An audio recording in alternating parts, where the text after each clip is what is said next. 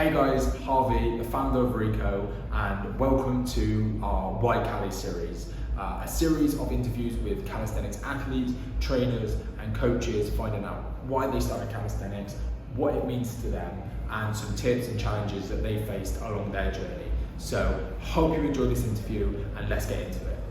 Bill, for those that don't know you or don't know what you're all about, do you want to give us a little brief introduction, who you are, and let people know a little bit about yourself? Cool. Yeah. I'm Billy Hitchcock. I grew up mainly in Dorset. I came to Bristol in 2020, the start of lockdown. But I've been training since I was 11. I started Taekwondo. Wow. So 10 years of training. I'm 21 now. But yeah, when I moved to Bristol, I feel like it's when I got serious with everything. Like Yeah, yeah. before that, I was doing Taekwondo to a high level, but I feel like mentality wise, I wasn't the same as I am now. I was more like I had a kind of a Dorset mindset, you know what I mean? You're sort of it's a bit softer, like Bristol, like when you see life and you see different parts of the world and different cultures, different people, your eyes get open to like just how the world works, you know what I mean? Yeah, yeah. Whilst I feel like in Dorset, you can live quite a sheltered life and nothing can really get in the way of that unless you put yourself out there. Hmm. But yeah, so I was on the national team for Taekwondo. I joined Yeah. that in 2019. So Wow. I was on that for a year, and then the only reason I left that was obviously because I came to Bristol. So Yeah, obviously yeah. when the lockdown started, the sessions weren't running the same. It was yeah, so I just thought it'd be, Time for a change. easier to yeah, exactly. Yeah. Yeah. So, Bill, take us back then. So you said what kind of got you into quite Taekwondo? What made you want to kind of get started in the martial arts world and what sort of brought Yeah. that about?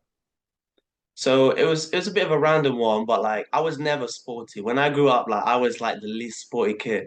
I was like in rugby, I would like try and avoid people, you know what I mean? Like I was never that kid. But and also I got picked on a bit in school because I was always a bit different. Like I was always a bit like out there, a bit like I was always confident, you know. I did like drama at school, so I was always confident.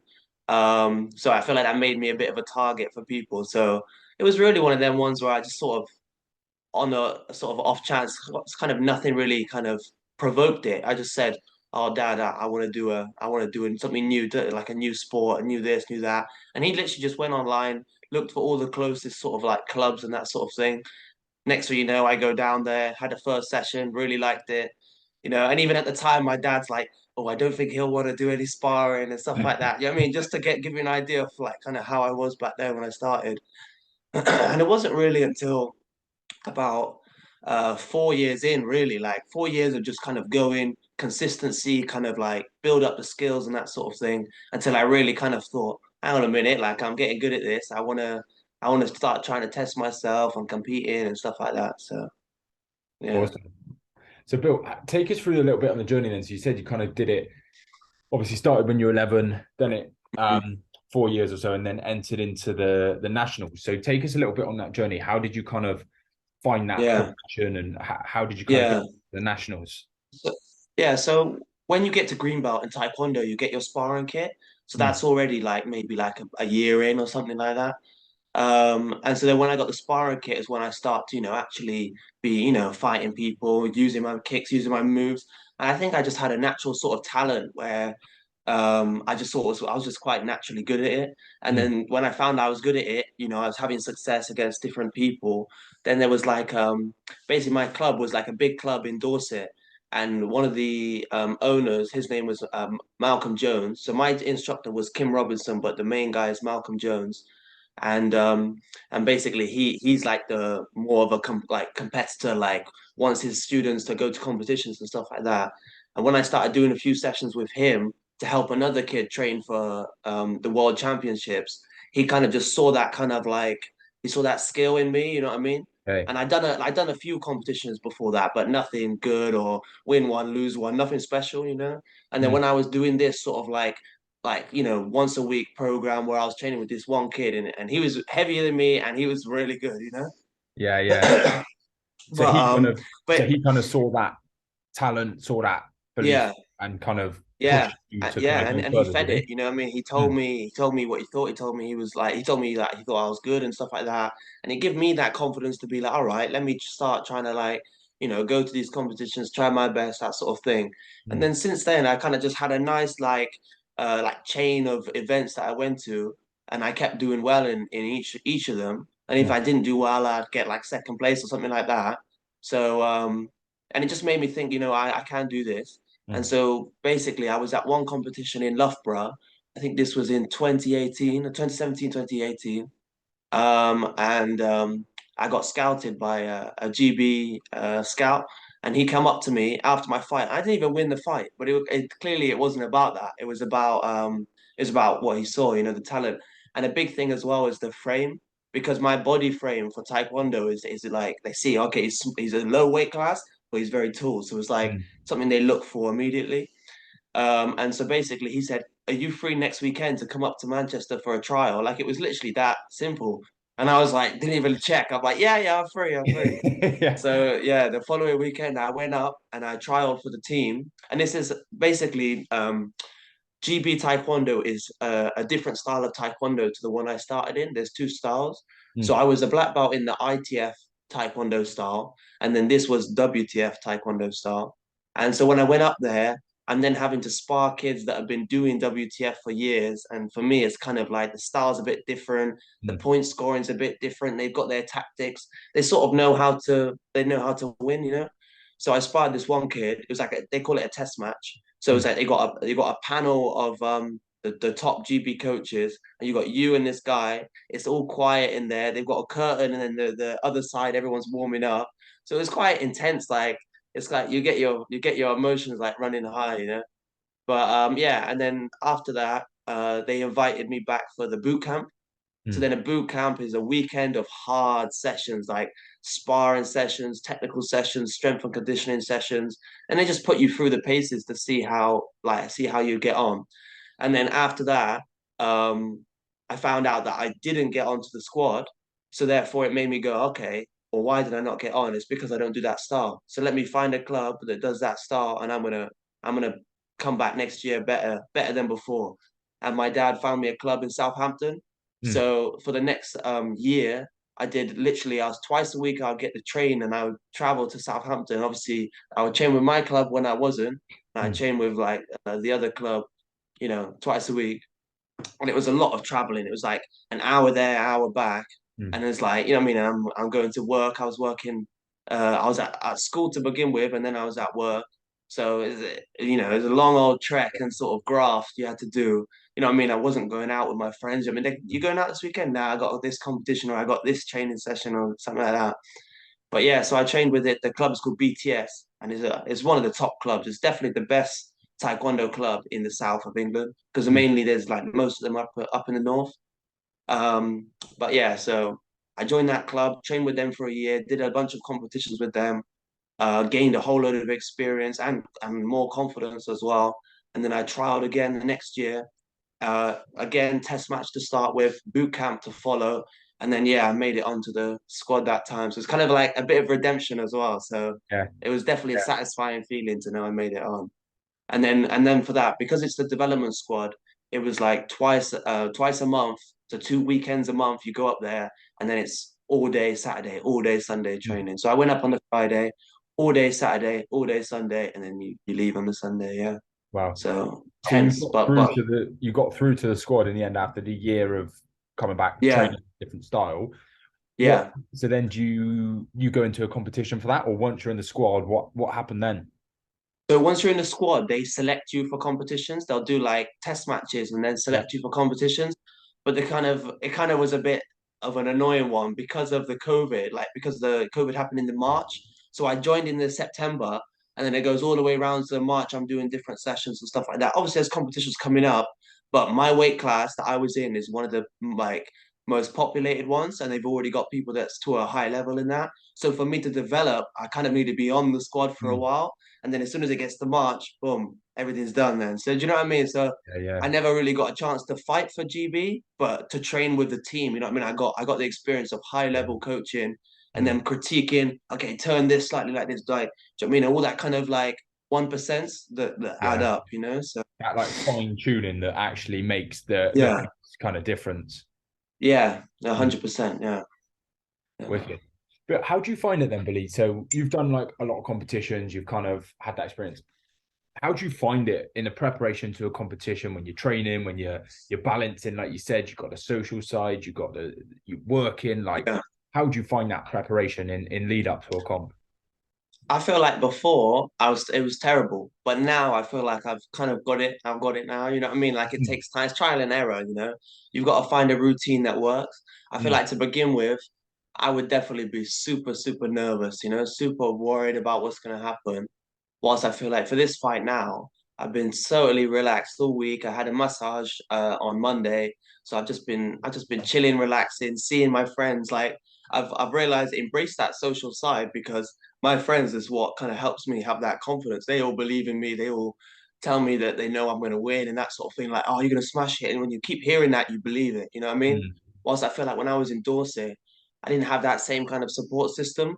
So like in terms of like obviously I had my dad and people like that, but I feel like my friends they didn't really understand fighting like my friends do here because most of them do it here, you know what I mean? mm. So And yeah, so before it was more like it was more freestyle winging it, you know? mm. And And how then it would be important, get there, you know? and then not know what's going on, or you're kind Yeah, of. exactly, yeah.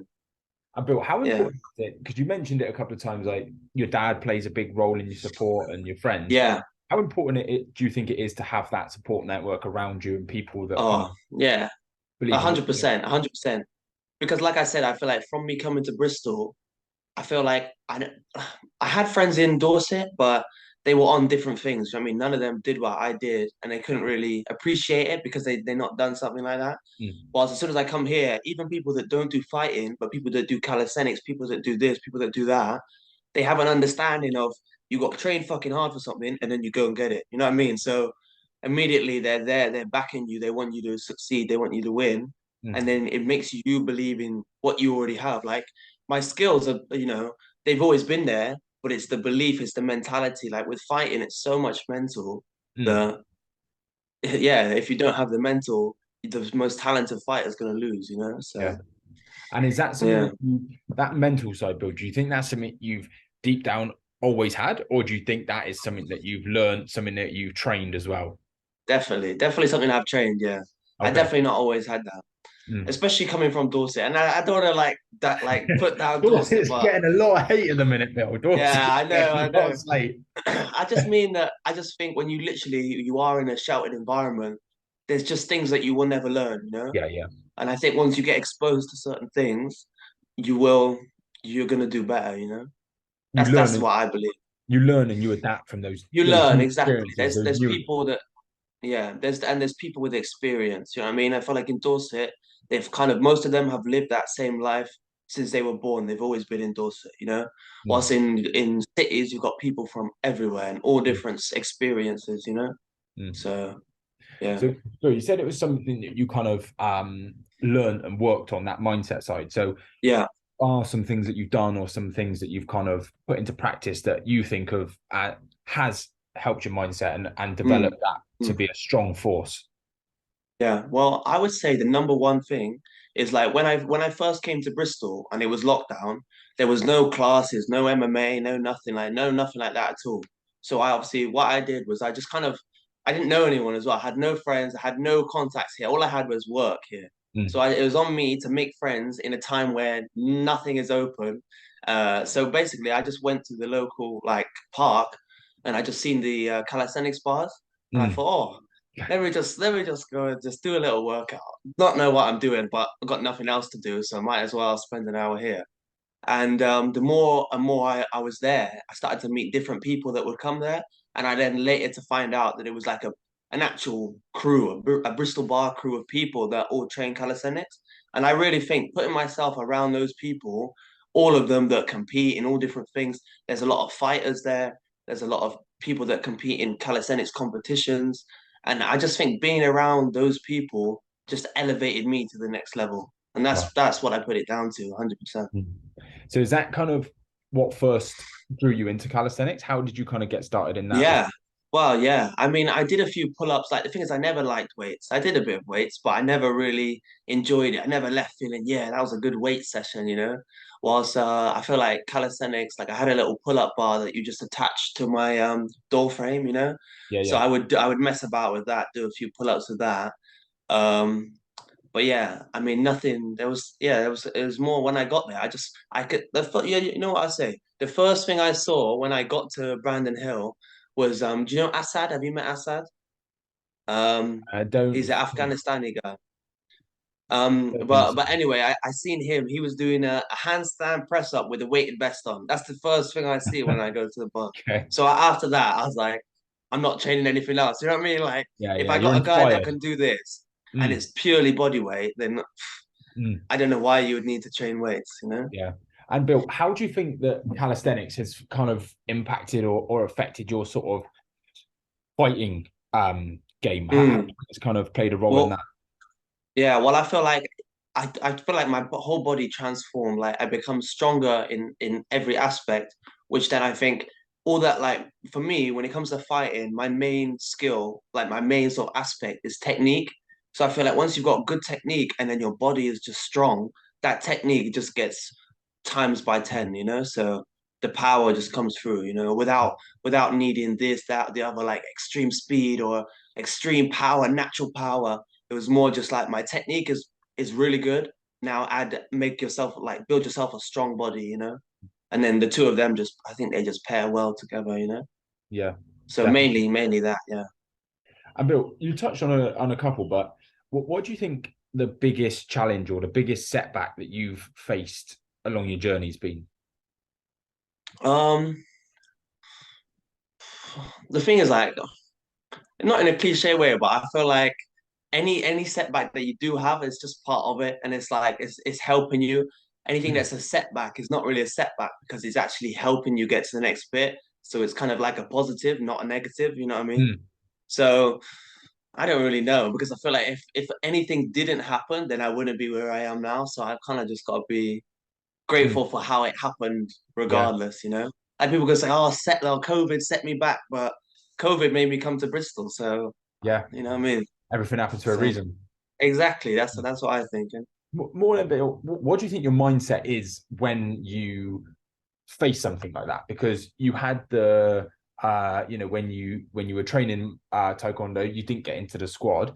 Your Mm, mindset wasn't, "Oh, fuck, that's it, that's me done." And yeah. it's when you've like lost a fight or something like Mm, COVID happens. What is your approach when a setback or challenge is presented? yeah. Well, I feel like I remember when I first did this is in ITF and I went to the Netherlands and I fought in the World Championships. And for me, this was like a massive step up because obviously I just been doing local competitions and this was my first international competition. And I remember I faced like a Bulgarian national team and I lost. I lost in the first bracket, you know, the first round. And I remember I was like crying. Like, I was proper sad about it.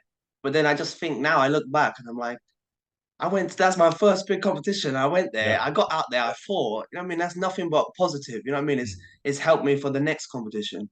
So definitely I used to be more like emotional about it. Now I just think like more recently when I done my MMA competitions, it's like my most recent one, it was a draw, and I feel like I couldn't be sad about that because again, just pure experience and pure like get in there, lock the cage. It's just getting you used to how it's gonna be Mm. under the bright lights. You know what I mean? So it's good.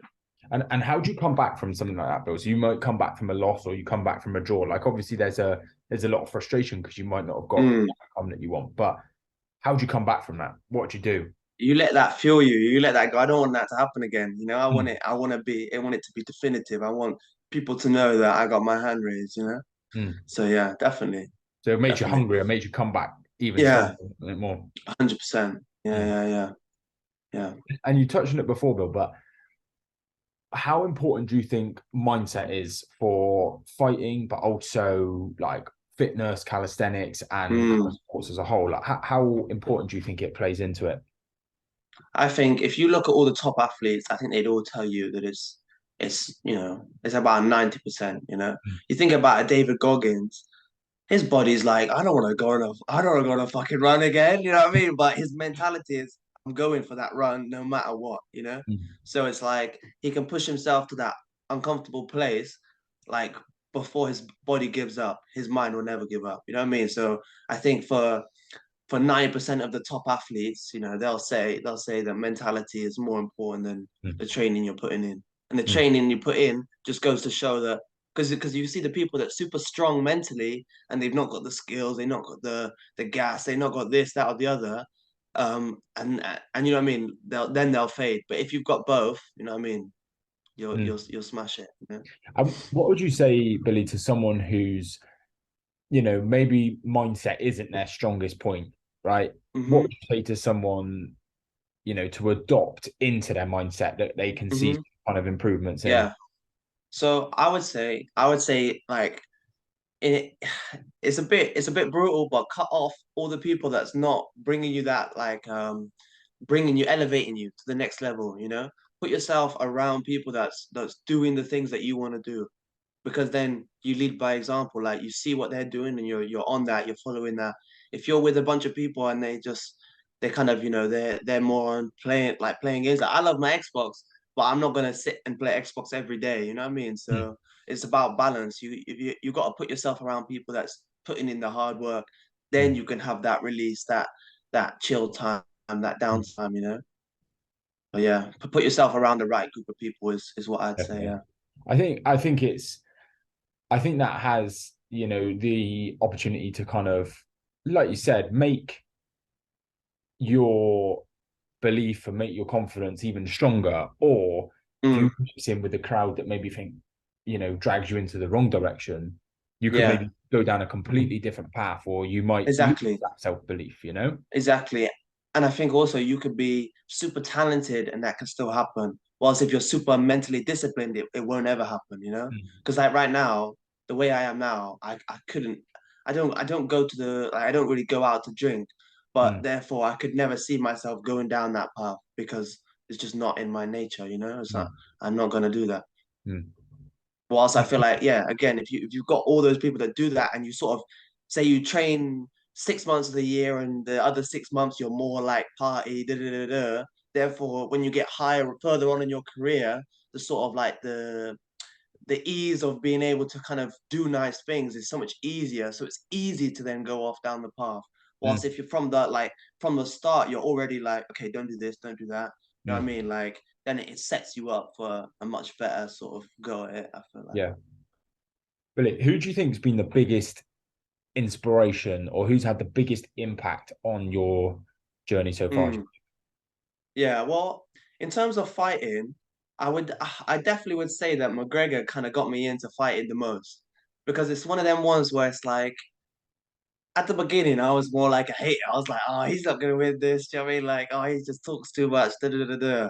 And this was about because I started watching UFC in like 2015, and that was just like kind of as he was sort of getting big, you know. And it was like I watched his fight with Mendes. That's UFC 189. Mm. And obviously he won that one. And then the next one was 194 against Aldo. And I remember I was there with my brother and I said to him, I said, McGregor's not going to win this, you know. Aldo, 10 years undefeated. There's no way. There's no way. This guy's just a loudmouth guy, you know. He's not there. And then boom, 13 seconds, bam, left hand, knocks him out. Bro, after that, I was converted. You know what I mean? I was a McGregor fan. I was like, this guy, he Yeah. he says what's gonna happen. He puts that stamp down. He says, I'm gonna make this happen, and then boom, walks out there and makes it happen. And that Yeah. was a big, especially in that time. That was sort of just as I was sort of getting into competing, you know. So like I'd been training for a while, but this was getting into sort of, starting Mm. to really like enjoy what I do. And then when I see him fight, like I try and like fight a bit like him, bouncy, land the counter strikes. You know, man, I'm more of a Mm. counter striker. So for me, watching his style, definitely boxing Inspired and you. kicking, yeah, Yeah. 100%. And I think it's powerful, right? The art of visualization and Yeah, believe in something that's in your mind 100%. that before it's happened. Is that something you Mm. adopt, Phil, in your kind of Yeah, approach? 100%. And the same like we said before we started recording with it, Adesanya is Mm. like is 100% what he said. He's down. He's lost three and O to Pereira, but the fact that he goes in there and he's like, I've won. Like he knows in his head he's He's won. one. You know what I mean? Mm. because his mentality is just like that's what's gonna happen, and then boom, walks out and he makes it happen. So yeah, definitely, yeah, yeah. Love it. But Bill, I'll give you another inspiration. I said go on then. McGregor, but I'm gonna say my dad as well because he's an athlete as well. Like Mm. he does literally this weekend he's doing the Manchester Marathon. Wow. But he's done like half Ironman. He's done like many triathlons, running events. I feel like when he was like young, when he was like 15, he was like county champion runner. You know what I mean? So he's always been an athlete, and but also he's always worked. You know what I mean? So for me, firsthand, I've seen him because he used to work in Bristol. So he would commute an hour and a half to Bristol, work an 8 hour day, commute an hour and a half back, and then like, oh, I see dad. Oh, I'm off out. And he's going out for a fucking Yeah. 10-mile run, or he's going out for a 40-kilometer bike ride. Like nothing would stop him. And it made me think like I would come home and I'd be like, oh, I'm too tired to do this session. I'm like, what am I saying? You know what I mean? I've got first-hand proof that you're never too tired for it. Again, it's the mentality. He knows that if he wants to get, sub 3:30 marathon or this, that, or the other, or he's got goals he wants to achieve, you just got to put the work in and stop complaining about what you got going on because nobody really cares. You know what I mean? I love Yeah. that. And he's not even recording it. He's not got people that he shows. It's just for himself, Just does So it. that's more powerful, I feel like. I feel like, yeah, you do it for yourself and you push it to that next level because you know what you're capable of. Yeah, Mm. exactly. Yeah. Like I'm a half Ironman. That's 70 miles continuous. Yeah, that's That's hard. a swim, a cycle, and a run. That's 70 miles continuous. Mm. 6 hours moving time, something like that. Mm. That's next level mentality. I'm not on that level yet. Yeah. Bill, what would you say to someone then who is starting out on their journey? Maybe they're looking to get into boxing or they're looking to get into Taekwondo or calisthenics. Like, Yeah. what would you say to someone who's looking at that? Well, what I kind of realized in hindsight is because I had that sort of 4 years of doing it before I did it. It reminds me of the quote from the runner. Oh, now I can't think of his name. Kipchoge. So the sub 2 hour marathon runner, and he says the best time to plant a tree was 20 years ago, and the second best time was today. Yeah. So obviously that was me because it was like I'd already been training before I knew it was what I wanted to do. So for me, I was lucky. It was the 20 years ago. And then if it's not 20 years ago, start today and now just start training. But that's it. Just start training. Don't have any aspirations of what you want to do to begin with. Just build the technique, go, be consistent, keep going to the sessions. Before you know it, you build everything up to a point where, okay, now I'm ready to do this. Now I'm ready to do that. If you start and you're thinking 2 weeks in, oh, I'm not that good.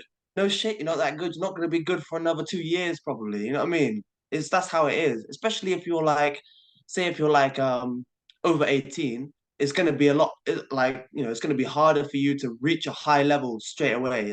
You can do it. Like I think Pereira started when he was 21. So it definitely can happen, but you're gonna have to put more work in. So you gotta expect to put more work in. Mm. You can't expect that it's gonna come naturally. So yeah, I love that. just start. That's my advice. Just start, just get started and Just put in the start. work. Yeah, Mm. I love that, Bill.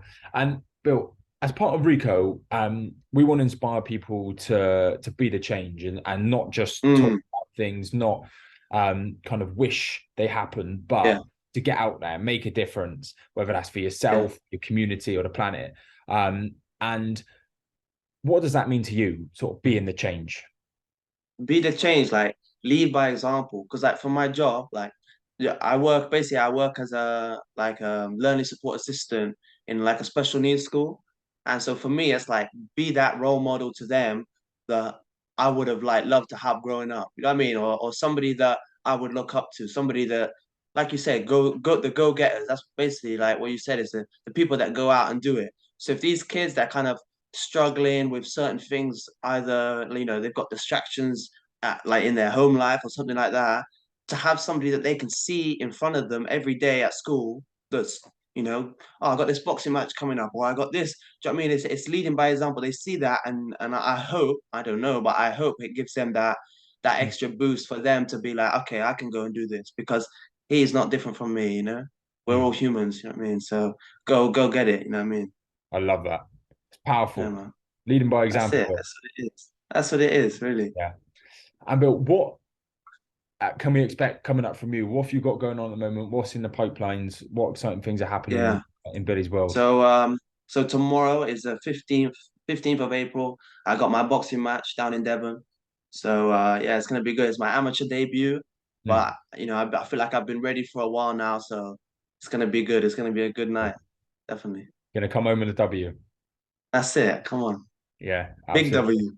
Big W. That's it. Big W. Yeah, that's it. Yeah, man. Awesome. Well, Bill, it's been an absolute pleasure. Loved hearing your words. Loved hearing Yeah, your man. how you got started on the journey. And Nice to catch up. yeah, appreciate your time. Awesome. Cheers, Harvey.